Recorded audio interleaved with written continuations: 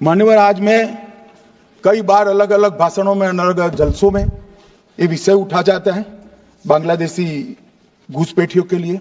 BSF क्या कर रही है, सेना क्या कर रही है। मैं आज वास्तविकता इस देश को बताना चाहता हूं और मैं ऐसा करता हूं कि तृणमूल कांग्रेस के सारे लोग सदन को छोड़कर नहीं जाएंगे, ध्यान से सुनेंगे।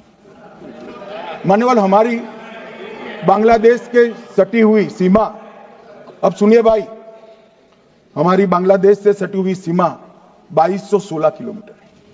उसमें से 1653 किलोमीटर बाढ़ बन चुका है, बाढ़ के पास वाला रोड भी बन चुका है और चौकियां भी बन चुकी है।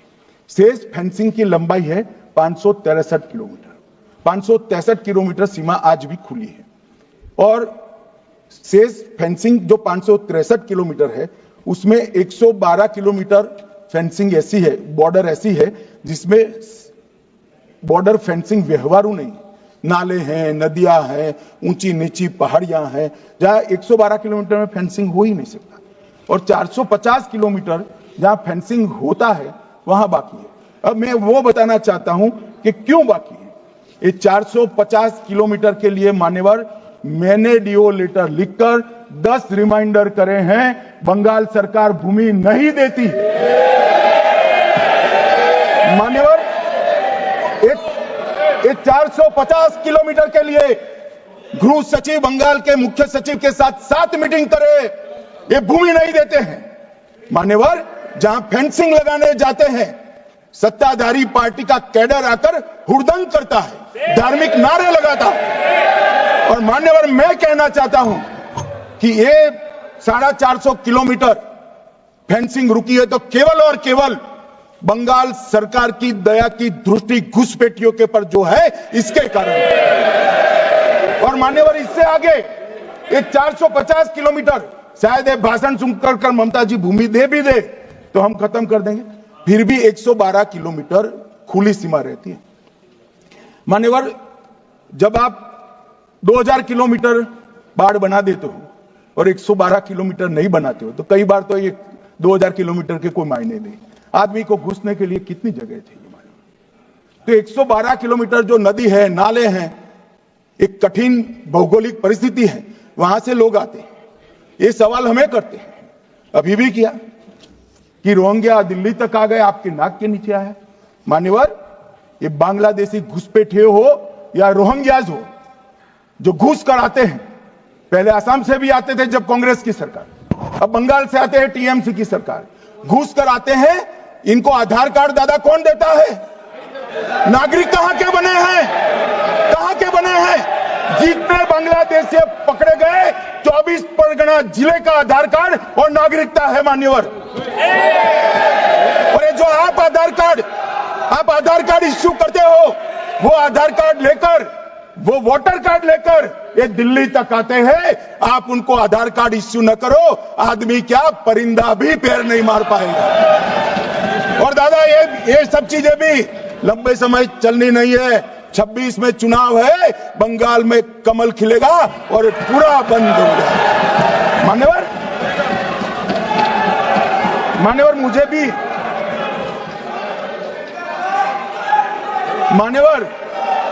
मैं आज कहना चाहता हूं, दिल्ली के चुनाव से मैं मौन रहा कि देश का सुरक्षा का प्रश्न है, तू मैं नहीं करना चाहिएगा।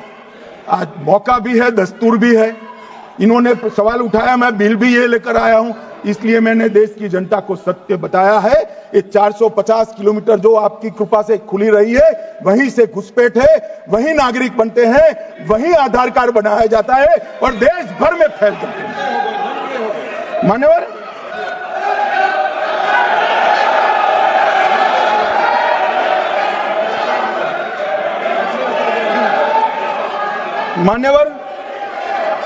एक सदस्य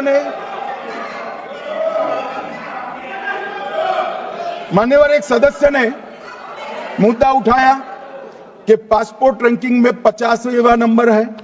मान्यवर, ऐसा कोई सरकारी सर्वे नहीं है, एक निजी एनजीओ ने सर्वे कर दिया है। अब मुझे ये समझ में नहीं आता, इंडिया अलायंस के नेता जब से राहुल गांधी बने हैं, सरकार के अधिकृत डेटा की जगह वो एनजीओ का ही डेटा खंगालते हैं। कई बार तो भाषण भी एनजीओ का दिया हुआ करते थे मान्यवर, और कई बार छापा बगैर का संविधान भी लहरा देते हैं। मुझे मालूम नहीं है क्या हुआ है इस देश को। कनिमोझी जी ने कहा कि इतने सारे तमिल शरणार्थी आए हैं, इसके लिए भारत सरकार की नीति क्या है। बहुत अच्छा मुद्दा। मान्यवर, मेरा भी वो शरणार्थियों के लिए दिल इतना भी दुखता है जितना कनिमोझी का दिल। मगर उन्होंने कहा आपकी नीति क्या है। मैं नीति बताता हूं। 1986 से जो भारत सरकार का नीति है, और जब आप 10 साल यूपीए सरकार में थे तब जो आपका नीति था वही हमारा नीति है। ये तो 74 से आए, आप 10 साल था, दयानिधि जी भी मंत्री थे, बालू जी भी मंत्री थे, कुछ नहीं किया। और हमें सवाल कर रहे हैं कि आपने क्या किया। भला आपने कर दिया होता तो हमारे लिए तो बारी ही नहीं आती। मान्यवर, तमिल शरणार्थियों की नीति में हमने फुल स्टॉप कोमा का बदलाव नहीं किया है। जिस सरकार में डीएम के हिस्सेदार थी वही नीति को हमने जस का तस अपनाने का काम किया है। अगर कुछ बदलाव करना है तो मुझे देखना, हम सोचेंगे। मान्यवर,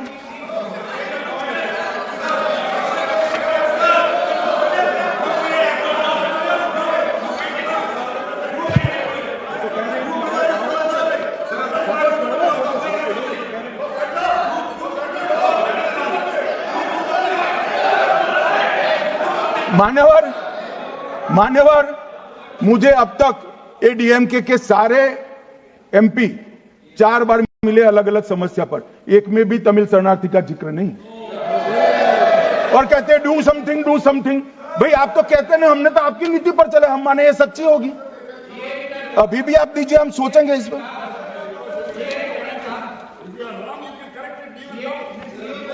मगर आपने रॉन्ग किया है, एक्सेप्ट करते हो ना। आपने रॉन्ग किया वो तो स्वीकार कर लिया, चलो अच्छी बात है। मान्यवर, एक सीएए का जिक्र है। मैं इसमें कोई राजनीतिक टिप्पणियां करना नहीं चाहता। मैं इतना कहना चाहता हूं, देश का विभाजन किया गया और दोनों ओर भयंकर खूनामार की हुई। हजारों बौद्ध, हिंदू, सिख लोग ट्रेन की ट्रेन भरकर काट दिए गए। मान्यवर, तब हमारे देश के नेता गांधी जी, नेहरू जी, सरदार पटेल सबने अपील कहा था कि वहां रह जाइए, अभी स्थिति ठीक नहीं है, बाद में भारत में आपका स्वागत है, आओगे तो अब भारत के ही माने जाओगे। मान्यवर, वो लोग वहां अपने धर्म को बचाने के लिए, परिवार को बचाने के लिए, महिलाओं की परिवार की महिलाओं के सम्मान को बचाने के लिए भारत में आए। आने की व्यवस्था नहीं थी, कोई पॉलिसी नहीं थी, कांग्रेस की सरकारें बना करती थी। मान्यवर, कांग्रेस वादा भूल गई, वो घुसपैठ कर आए, सो कॉल्ड घुसपैठ।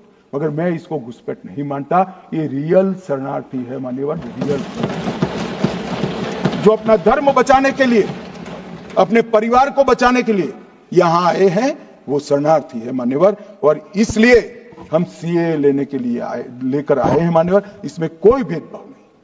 हिंदू, बौद्ध, सिख, पारसी, क्रिश्चियन, कोई भी जैन, कोई भी व्यक्ति आए, इसका भारत में स्वागत है। मान्यवर, हमने कोई भेदभाव नहीं किया है। मगर जो घुसपैठ करने के लिए